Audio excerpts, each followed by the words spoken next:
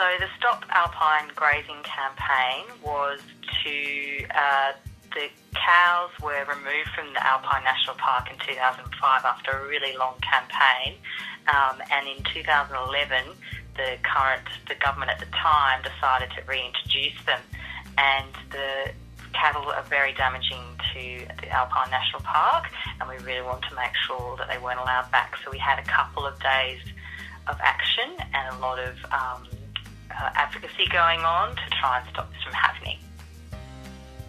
So to highlight the fact that Vnpa and the community wanted alpine grazing stopped in the Alpine National Park, we held a fun day of action in the city in Melbourne.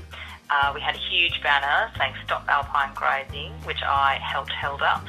We also, to attract media attention, I helped chaperone 4 life-size cow puppets through the city, and they got a lot of attention. Of course, the news cameras turned up and so forth. So it was a really fun way of drawing attention to a serious issue. So yeah, it was fun, and we felt like we were making a difference too.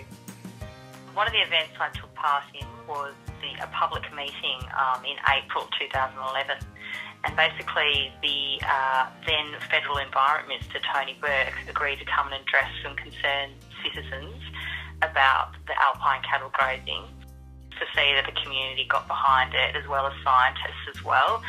There's a whole broad spectrum of people that actually care a lot about what goes on in our national parks, and particularly the Alpine National Park. So yeah, it was a positive feeling, and we felt like there was a solution on the horizon.